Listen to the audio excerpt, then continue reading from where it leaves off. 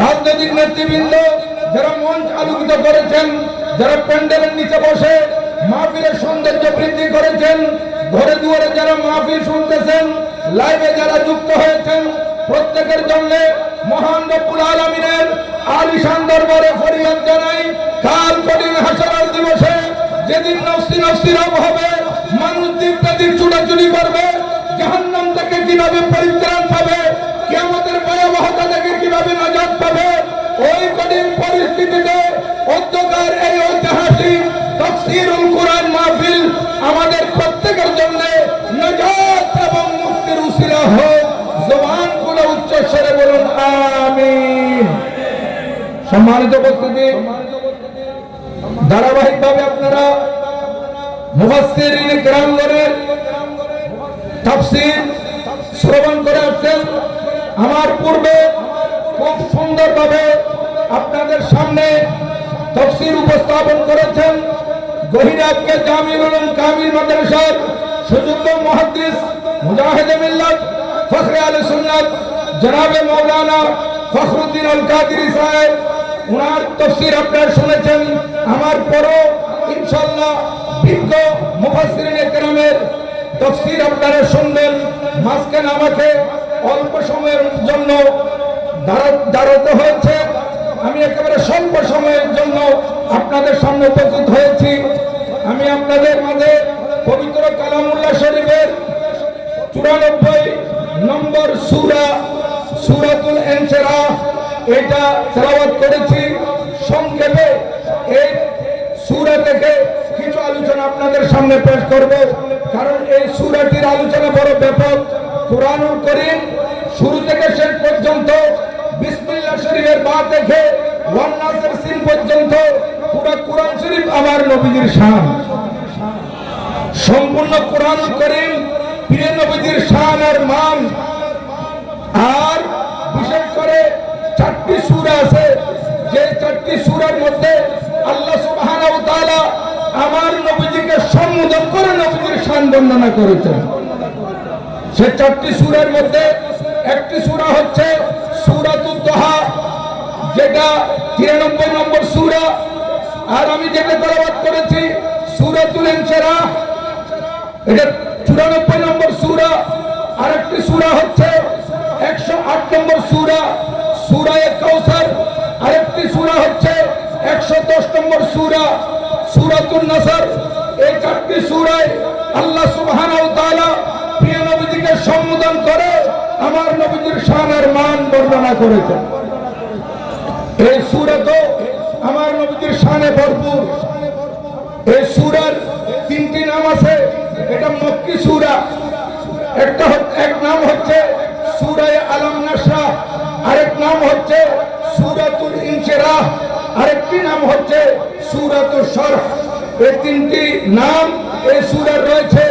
এই সূরার মধ্যে একটি রুকু আছে। এই সূরায় 8টি আয়াত আছে। এই সূরার মধ্যে 27টি শব্দ আছে। এই সূরার মধ্যে 103টি অক্ষর আর হরফ আছে। এই সূরাতুল ইনশিরাহ এর সহজ সরল অনুবাদটুকু আপনাদের খেদমতে আমি প্রথমে বলবো, এরপর সামান্য আলোচনা যতটুকু সম্ভব সময়ের ভিতরে আমি করব। এরপর আমার তাকরীরের রীতি টানবো ইনশাআল্লাহ। মহান রব্বুল আলামিন ইরশাদ করেন, বিসমিল্লাহির রহমানির রহিম, আলাম নাশরাহ লাকা সাদরাক। হে মাহবুব নবী, আমি কি আপনার বক্ষ মুবারককে প্রশস্ত করে দেইনি? অর্থাৎ আমি আপনার সিনায়ে পাক বক্ষ মুবারককে প্রশস্ত করেছি। আমি আল্লাহর সৃষ্টি জগতে যা কিছু আছে সব কিছুর খবর আপনার এই সিনায়ে পাকের মধ্যে থাকবে। আমি আল্লাহ জাল্লা শানুহুর সৃষ্টির জর্রা জর্রা এবং সৃষ্টির শুরু থেকে শেষ পর্যন্ত যা কিছু হবে এবং বিশেষ করে যেগুলো প্রকাশ্য এবং যেগুলো অপ্রকাশ্য, যেগুলো জাহির, যেগুলো বাতিন, এই সব কিছু আপনার সিনায়ে পাকের মধ্যে থাকবে। এই কারণে আমি আল্লাহ সুবহানাহু ওয়া তাআলা আপনার বক্ষ মুবারককে প্রশস্ত করে দিয়েছি। এবং আপনার থেকে বোঝা এবং অপসারণ করেছি। আল্লাযী আনকাযা যাহরাক, যে বোঝার যে ভার আপনার জন্য ছিল অতীব কষ্টদায়ক।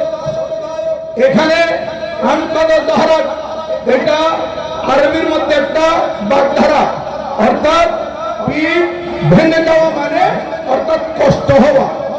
যেই বোঝা আপনাকে কষ্ট দিচ্ছিল সেটা আমি আল্লাহ অপসারণ করে দিয়েছি। আলোচনার মধ্যে আসবে ইনশাআল্লাহ সংক্ষেপে। তারপর আমার আল্লাহ বলেন ওয়ারাফা'না লাকা যিকরাক, মাহবুব নবী আপনার খ্যাতিকে আমি উচ্চ মর্যাদা দান করেছি। সুবহানাল্লাহ। ফাইন্না মা'আল উসরি ইউসরা, নিশ্চয় কষ্টের সাথে স্বস্তি আছে। ইন্না মা'আল উসরি ইউসরা, অবশ্যই কষ্টের সাথে স্বস্তি আছে। ফাইদা ফারাগতা ফানসাব, আপনি যখন অবসর হবেন আপনি আপনার প্রভুর ইবাদত করুন। ওয়াইলা রাব্বিকা ফারগাব, এবং আপনার প্রভুর দিকে মনোনিবেশ করুন।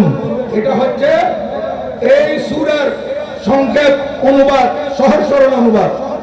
এবার যদি কিছু আলোচনায় আসি, আল্লাহ পাক ইরশাদ করেন আলাম নাশরাহ লাকা সাদরাক, মাহবুব নবী আমি কি আপনার খাতিরে আপনার বক্ষ মোবারককে প্রশস্ত করিনি? অবশ্যই আপনার বক্ষ মোবারককে প্রশস্ত করেছি।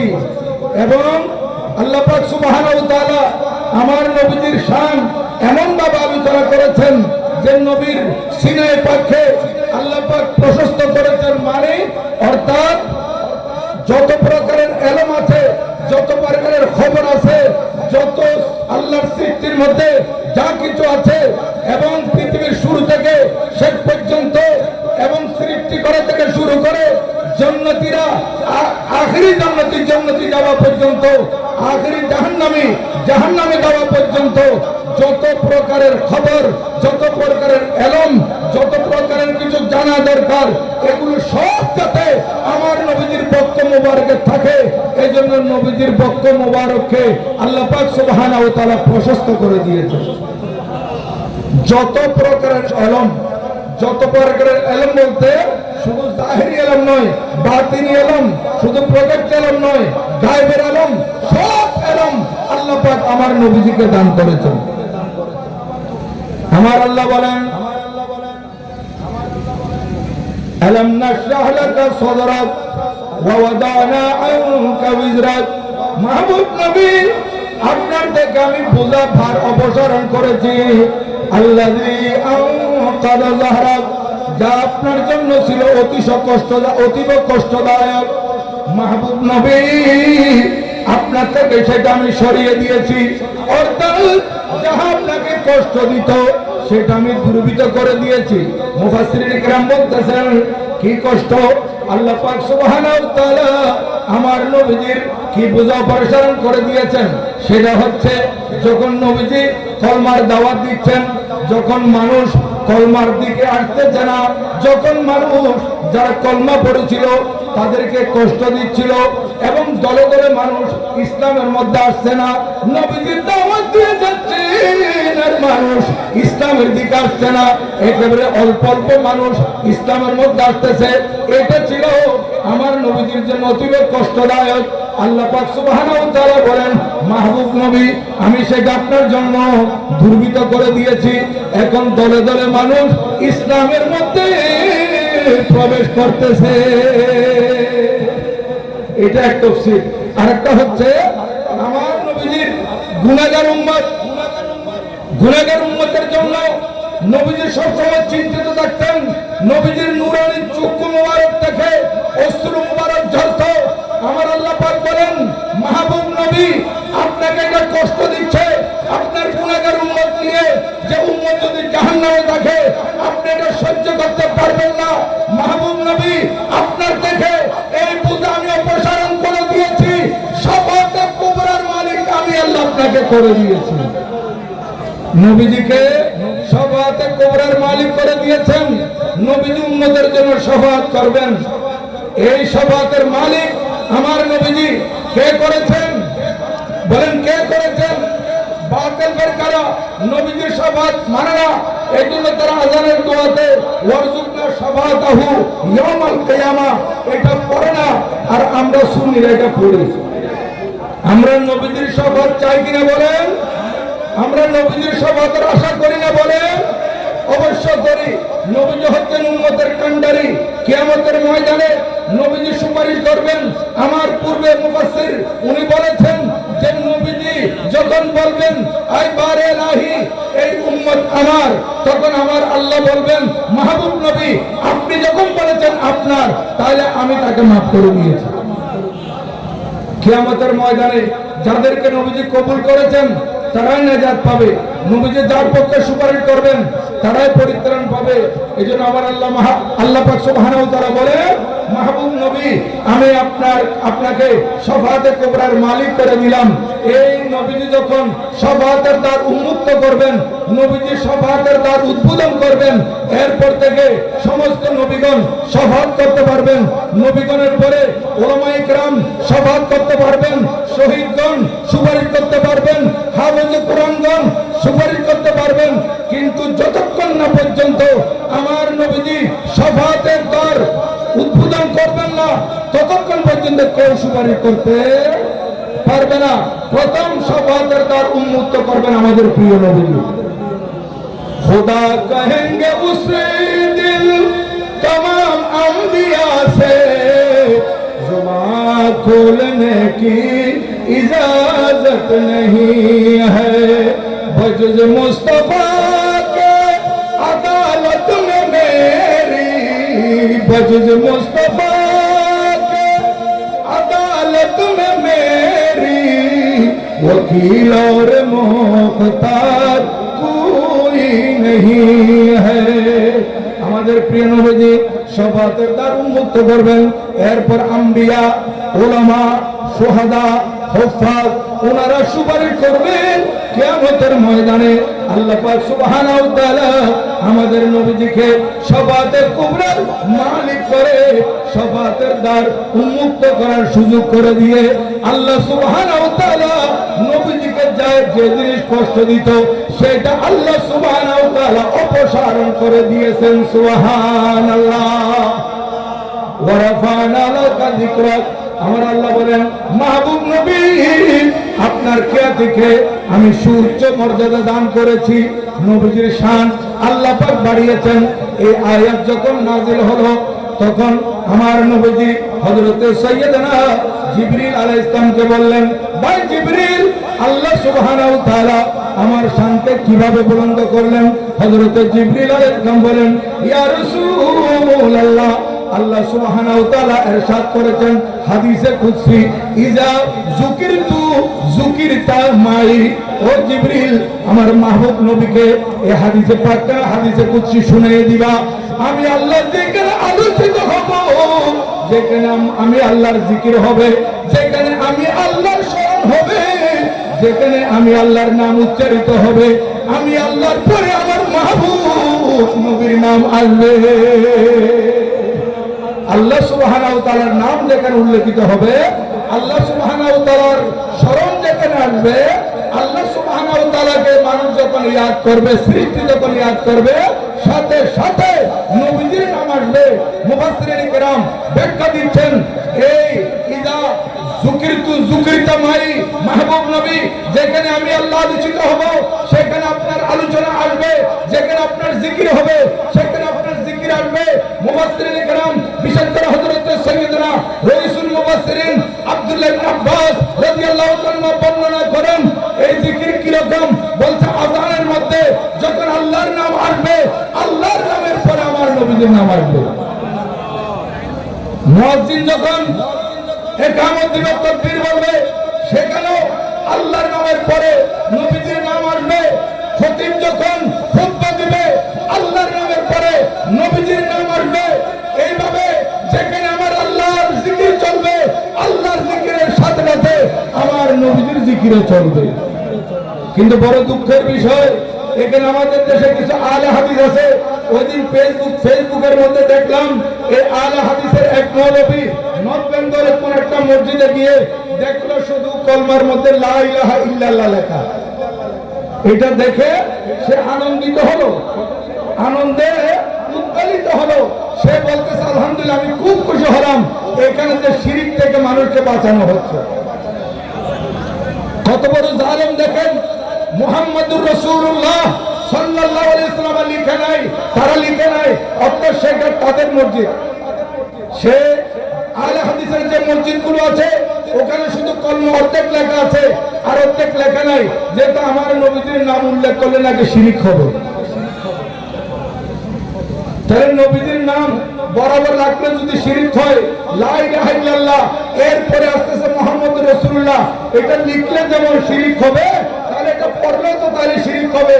কেননা লা ইলাহা ইল্লাল্লাহ এটার পরে আসতেছে মুহাম্মদুর রাসূলুল্লাহ।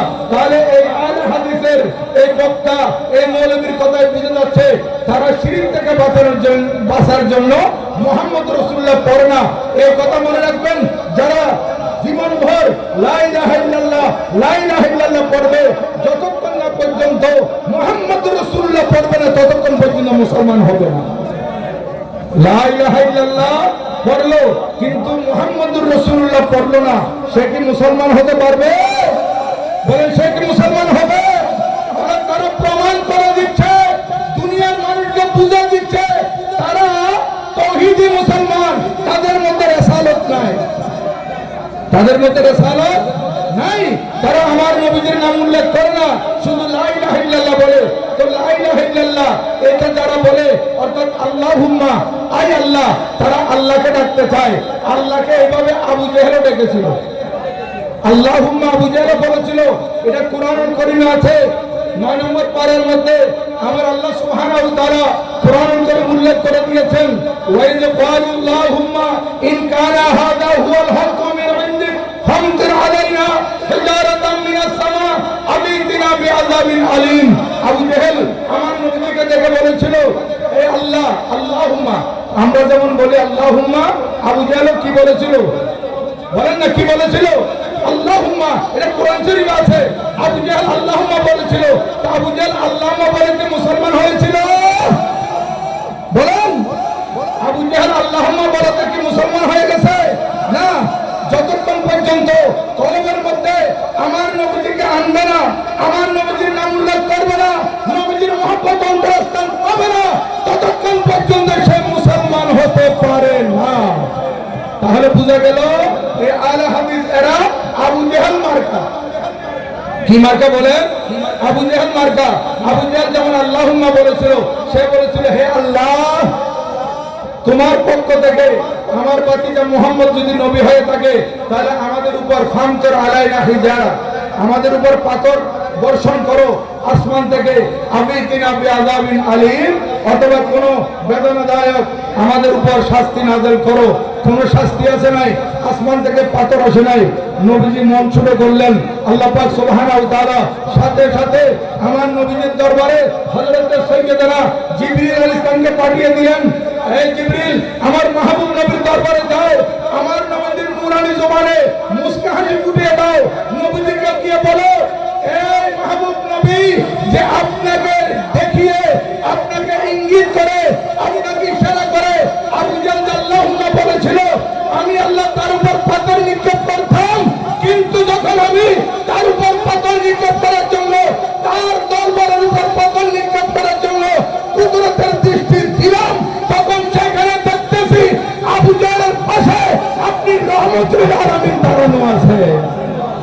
বলে আবু জেহেল বেঁচে গেছে কার কারণে? নবীজির কারণে।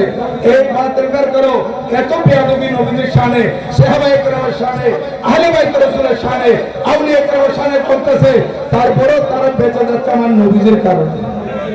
নবীজি কত বড় রহমতের সরদার।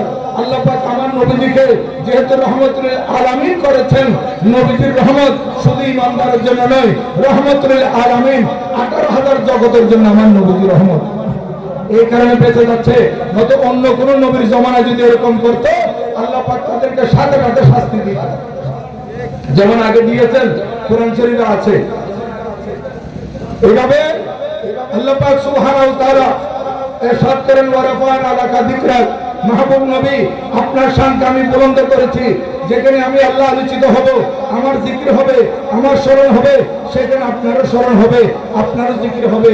তাহলে আমি আপনাদের খেদমতে বলছিলাম, আজানে যখন আল্লাহু আকবার আল্লাহু আকবার মুয়াজ্জিন যখন বলে আশহাদু আল্লা ইলাহা ইল্লাল্লাহ, এরপরে বলে হাইয়া আলাস সালাত, বলেন না আশহাদু আল্লা ইলাহা ইল্লাল্লাহ, তারপরে কি হাইয়া আলাস সালাত কি আছে? আশহাদু আন্না মুহাম্মাদার রাসূলুল্লাহ। তাহলে দেখে আল্লাহ তাআলার নামের পরে কার নাম আছে? নবীদের নাম। এবার আল্লাহ পাক সুবহানাহু ওয়া তাআলা সারা পৃথিবীকে এমন ভাবে সাজিয়েছেন, এক সেকেন্ডের জন্য আল্লাহর নাম পৃথিবীর মধ্যে কোনো না কোনো অঞ্চলে চলতেছে, আল্লাহর নাম এক সেকেন্ডের জন্য বন্ধ নাই। তাহলে যেখানে আল্লাহর নাম বন্ধ নাই সেখানে আমার নবীজির নাম বন্ধ আছে না। যেখানে আল্লাহর জিকির চলতেছে সেখানে আমার নবীজির জিকির চলতেছে। যেমন দেখেন এখানে 7:45, এখন কিছুক্ষণ আগে এশারের আজান হয়েছে। এবার আপনি ইন্ডিয়াতে যান, ওখানে মাগরিবের পরে এশারের আজানের অপেক্ষায়। পাকিস্তানে যান, ওখানে এখন মাগরিবের আজান হচ্ছে। এরপর যান আপনি কোথায়? ইউএইতে, সেখানে এখান থেকে 2 ঘন্টা আগে আসরের নামাজ হচ্ছে। এর আগে কোথাও যান জোহরের নামাজ হচ্ছে, এর আগে কোথাও যান ফজরের নামাজ হচ্ছে। তাহলে আমেরিকা যান, বাংলাদেশের সাথে 12 ঘন্টা 11 ঘন্টার বেশ কম, এখানে রাত করে সেখানে দিন। তাহলে আল্লাহ সুবহানাহু ওয়া তাআলা এমন ভাবে সাজিয়েছেন, কোথাও বাংলাদেশে আজান হচ্ছে, কখনো সাথে সাথে একসাথে এখানে বন্ধ হয়েছে। ইন্ডিয়ার মধ্যে আজান চলতেছে, ইন্ডিয়া আজান বন্ধ, পাকিস্তান আজান চলতেছে, পাকিস্তানের আজান বন্ধ, আফগানে চলতেছে, আফগানে বন্ধ, ইরানে চলতেছে, ইরানে বন্ধ, ইরাকে চলতেছে, ইরাকে বন্ধ, মক্কা শরীফ চলতেছে, এবার মক্কা শরীফ বন্ধ, মিশরে চলতেছে। এবার এইভাবে আল্লাহ পাক সুবহানাহু ওয়া তাআলা সারা পৃথিবীকে এমন ভাবে সাজিয়েছেন, সারা পৃথিবীর কোথাও না কোথাও 24 ঘন্টার মধ্যে একটা সেকেন্ড আজান ছাড়া নাই। তাহলে যেখানে আজান ছাড়া নাই, আজানের মধ্যে আল্লাহ সুবহানাহু ওয়া তাআলার নাম আসতেছে, সাথে সাথে আমাদের নবীজির নামও আসতেছে। এই বাতিলকার কারা যত বিরোধিতা করুক না কেন, আমার নবীজির শানকে কমাতে পারবে না। যেহেতু নবীজির শান বাড়িয়েছেন কে? ওয়ারাফানা লাকা যিকরাক, ওয়ারাফানা লাকা যিকরাক, নবীজির শানকে বাড়িয়েছেন কে? আমার আল্লাহ। আল্লাহ পাক সুবহানাহু ওয়া তাআলা যখন নবীজির শান বাড়িয়েছেন, তখন নবীজির শান কমাইতে কেউ পারবে না। বরং এই শানগুলো বর্ণনা করলে যারা বর্ণনা করবে তাদের মর্যাদা বাড়বে, আর যারা বিরোধিতা করবে তারা ডাস্টবিনে যাবে, তারা আস্তে আস্তে পৌঁছে যাবে। দেখেন আপনারা তো এখন দেখতেছেন আল্লাহর ওলিদের শান বাড়িয়েছেন কে? আল্লাহ। আল্লাহ পাক সুবহানাহু ওয়া তাআলা যখন ওলিদের শান বাড়িয়েছেন, তখন আমার আল্লাহ নিজে আবার ঘোষণা দিয়েছেন, মান আদা লি ওয়ালিয়ান ফাকাদ আযানতুহু বিল হারব, আমার ওলিদের বিরুদ্ধে যারা যাবে আমি আল্লাহ তাদের বিরুদ্ধে যুদ্ধ ঘোষণা করলাম। আল্লাহর ওলিদের বিরুদ্ধে যারা যাবে তাদের বিরুদ্ধে আমার আল্লাহর কি ঘোষণা? যুদ্ধ। তো আল্লাহর সাথে যুদ্ধ করে কেউ পার পাবে? পাবে না। দেখেন আমার আল্লাহর মায়ের ওই ওলি বিরোধী মুসলমান নামদারি মুসলমানদের বিরুদ্ধে এরা, আমরা যখন মাজার শরীফ জিয়ারতে যাই তখন তারা আমাদেরকে মাজার পূজারি বলে। এখানে ওলামা একরাম আছে, মাজার শব্দের অর্থ জিয়ারতের স্থান। বলেন মাজার শব্দের অর্থ কি? জিয়ারতের স্থান। তো জিয়ারতের স্থানকে যখন তারা পূজার স্থান বলছে, এখন মাজার হচ্ছে জিয়ারতের স্থান, মন্দির হচ্ছে পূজার স্থান। মাজার জিয়ারতের স্থান, মন্দির পূজার স্থান। এরা আমরা মাজারে গেলে যখন মাজার পূজারি বলছে, আমার আল্লাহ তাদেরকে যথাযথ পূজায় পাঠিয়ে দিছে। এরা মাজারে আসা এদের নসিবে থাকবে না, কিন্তু মাজারে আসবে কখনো ভোট আসলে। এমনি মাজার জিয়ারত করলে শিরিক বলে, আর ভোট আসলে এরা মাজারে আসে পড়িয়ে থাকবে, কারণ এরা মুনাফিক। এরা কি? মুনাফিক। এরা ভোটের জন্য যা ইচ্ছা তাই করতে পারে। এখন ভোটের জন্য বলতেছে হিন্দুরা ভোট দিলে নাকি তারাও ব্যস্ত যেতে পারবে, কলমা টলমা লাগবে না, তাদেরকে একটা ভোট দিলে ব্যস্ত ভাড়ে দিবে তারা। দেখেন কত বড় জালেমেরা, যারা হিন্দুদেরকে খুশি করার জন্য রোজা পূজা করে দিতেছে, এবং পূজার মধ্যে গিয়ে এই যে পূজাতে যেতে পেরেছে এই জন্য আল্লাহ শুকরিয়া আদায় করতেছে। এদেরকে আপনারা চিনে নেন। এরা, আমরা তো আগে থেকে বলেছিলাম এরা হচ্ছে এজিদি মুসলমান।